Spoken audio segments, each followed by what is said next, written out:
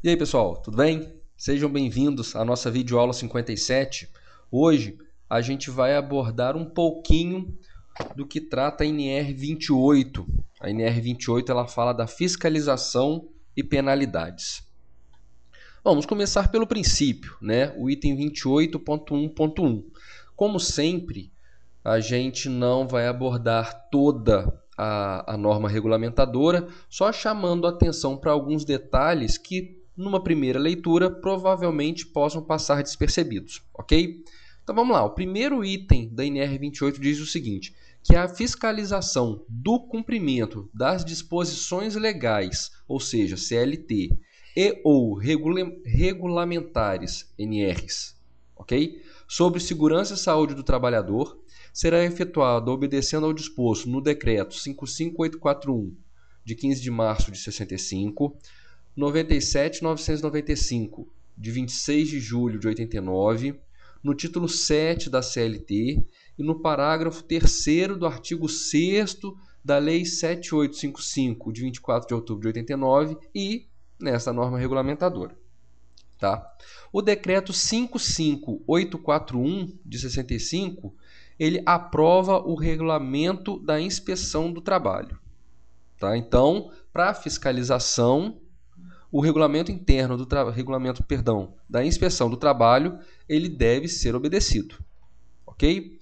O decreto 97.995 de 89 fala dos agentes de higiene, ou seja, ele inclui os agentes de higiene no Sistema Federal de Inspeção do Trabalho. Tá? O título 7º da CLT fala do processo de multas administrativas e o parágrafo 3º do artigo 6º da Lei 7.855 fala sobre o critério da dupla visita. Tá? O critério da dupla visita, no nosso blog, claro, ele tem um link de acesso, né, a todos esses dispositivos legais. E o critério da dupla visita fala o seguinte, que a fiscalização não pode autuar de imediato uma empresa tendo que obedecer o critério da dupla visita. Ou seja, a gente chega, fiscaliza e dá um prazo.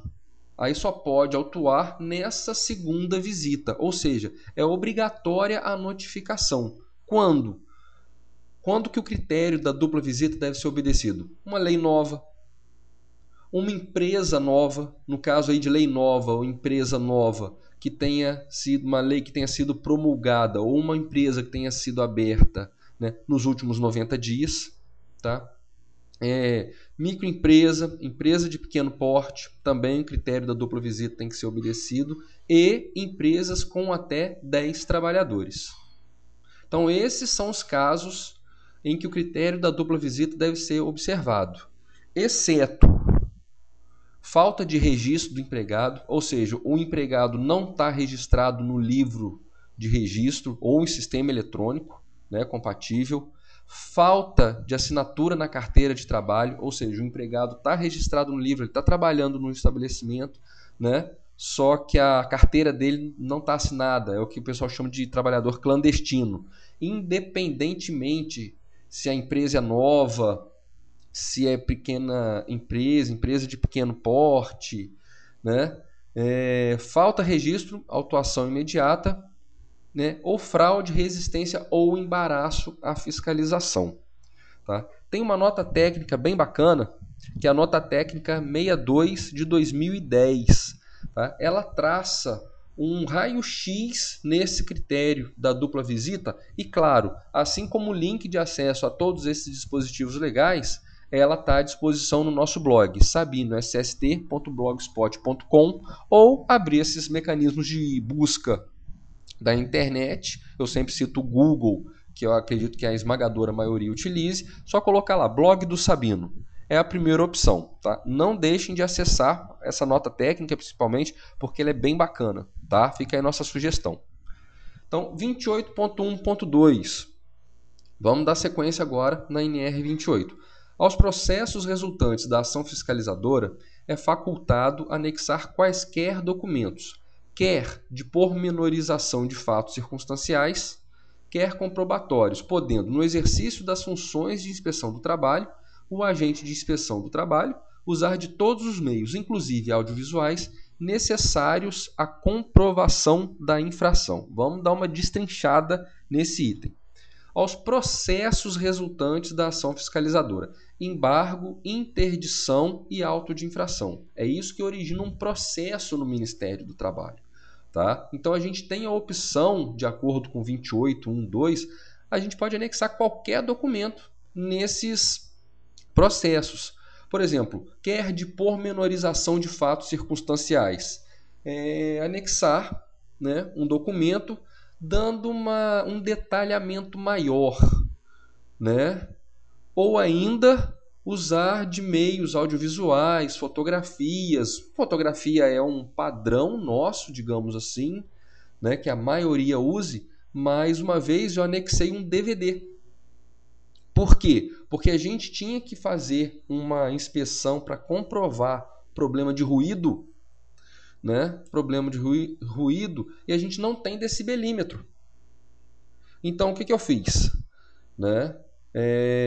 A gente autuou por não... No caso, a gente autuou por não restringir, delimitar a fonte do ruído, não por conta do alto ruído, que seria a caracterização da insalubridade, né, por ruído, mas como a gente não tem decibelímetro, isso fica impossível, né? Mas no nosso caso, a gente optou em autuar por não delimitar a fonte do ruído, porque tinha uma máquina extremamente barulhenta, né, em que todos os outros setores dessa indústria ficavam expostos a esse ruído. E como eu comprovei isso? Através de um vídeo, né?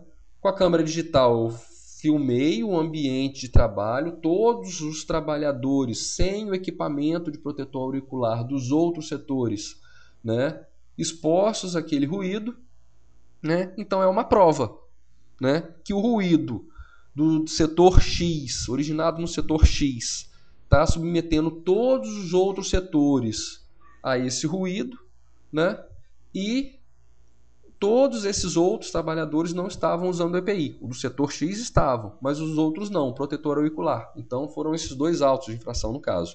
Como que a gente comprova isso? Através da filmagem. Ok? Então a gente tem sim essa permissão legal de tirar foto e etc. Ok? 28.1.3. O agente da inspeção do trabalho deverá lavrar o respectivo auto de infração à vista de descumprimento dos preceitos legais ou regulamentares contidos nas NRs urbanas e rurais. Ou seja, a gente deve lavrar o auto de infração. Isso não é opção. Então, muito empregador, muito preposto, né, quando da lavratura do auto de infração, acha que aquilo é uma opção. Ah, você podia não lavrar esse auto. A gente não pode lavrar esse auto. A gente não tem, melhor dizendo, a opção de não lavrar o auto, né? O artigo 628 da CLT diz a mesma coisa, que salvo o disposto nos artigos 627 e 627-A, é quando o auditor dá o prazo para que aquilo aconteça, para que aquilo seja regularizado, melhor dizendo, a toda verificação em que o auditor fiscal do trabalho concluir pela existência de violação de preceito legal, deve corresponder, sob pena de responsabilidade administrativa, a lavratura de auto de infração. Ou seja, se nós dermos um prazo, voltarmos após o prazo, tudo bem.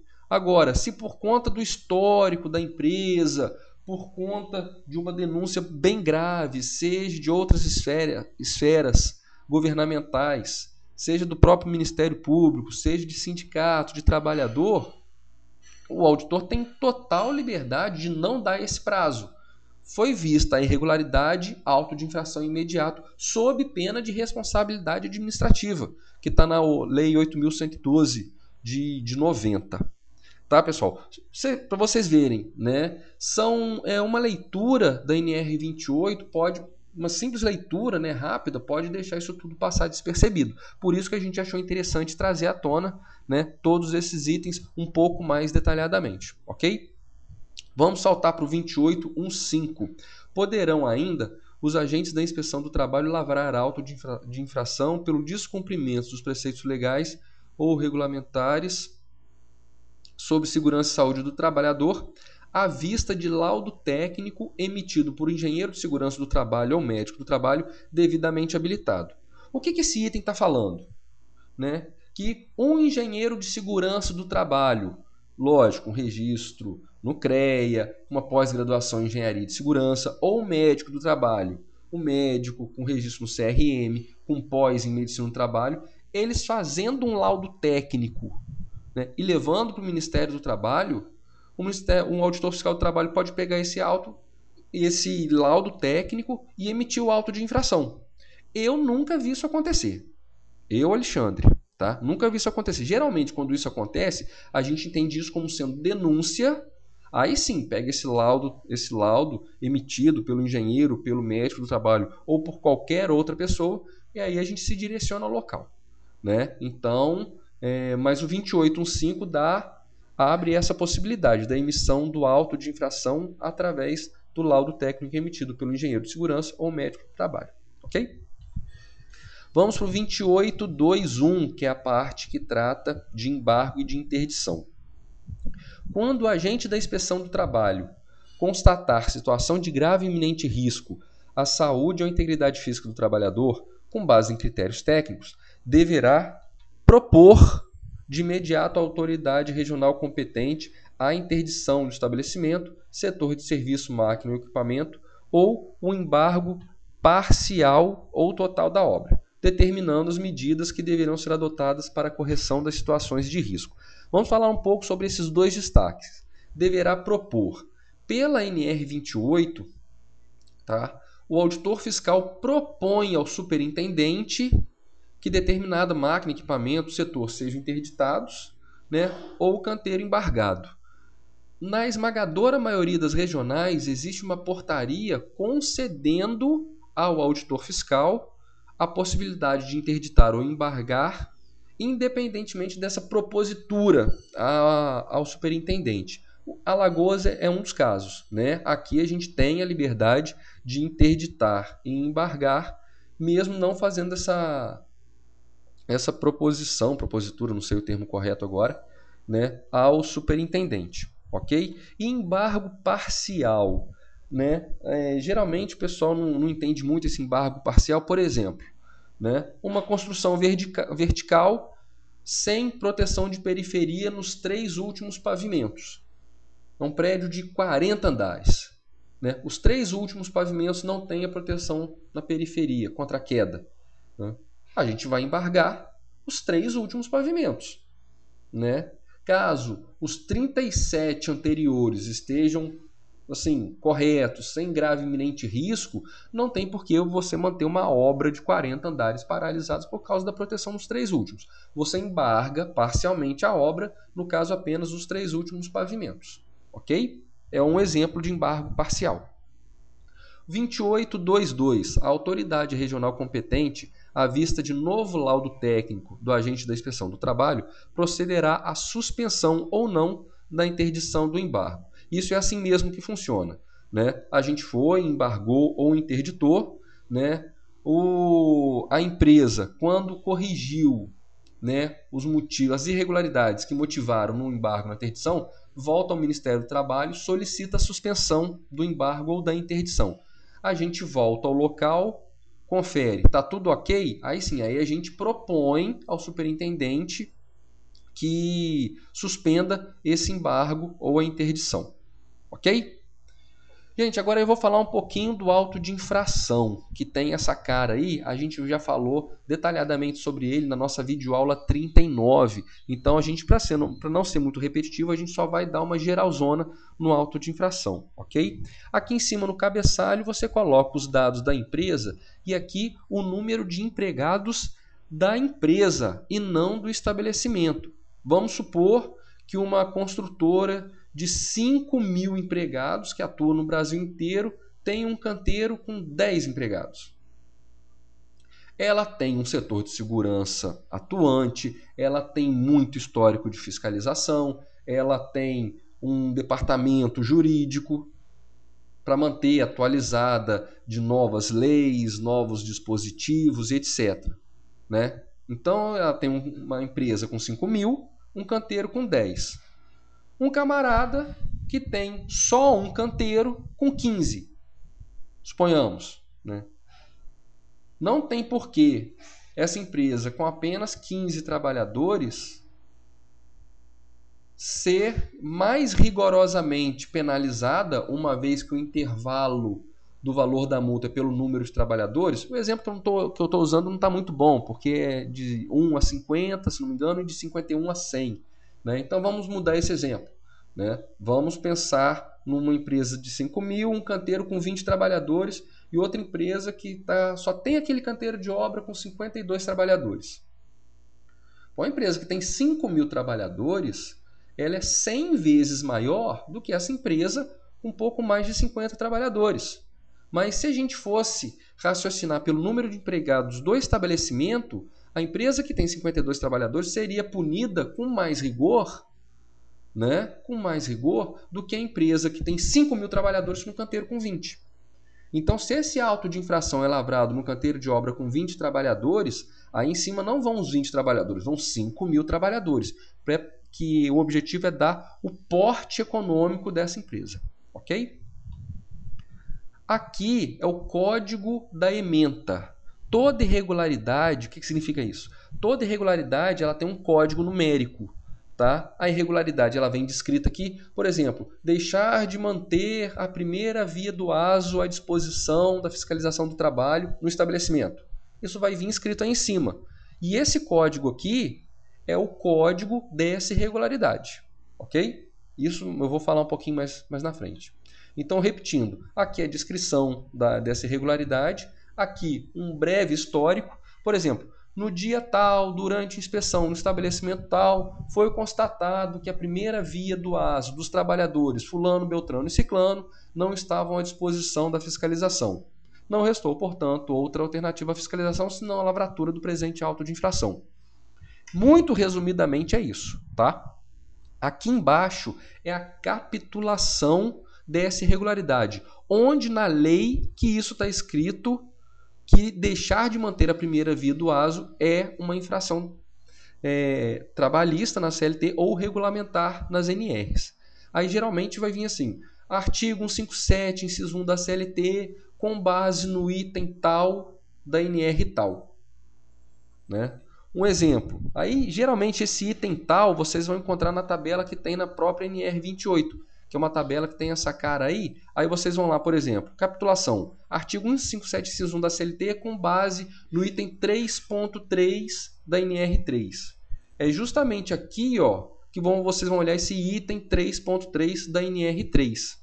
E esses códigos aí do lado são justamente os códigos dessa irregularidade. Tá? Dessa irregularidade. Então, vocês vão ver que confere, né? A infração descrita na capitulação, por exemplo, o item 3.3 da NR3, né? Vocês vão jogar nessa tabela da NR28, esse código do item 3.3 é o código que vai estar ali em cima no auto de infração. Ok? Sobre esses graus de infração 2 e 4 aí, nessa coluna do lado direito, a gente dá um detalhe bastante grande sobre isso na nossa videoaula 39. Tá? Quem tiver dúvida, é só acessar o nosso blog e localizar a videoaula 39 lá. Ok?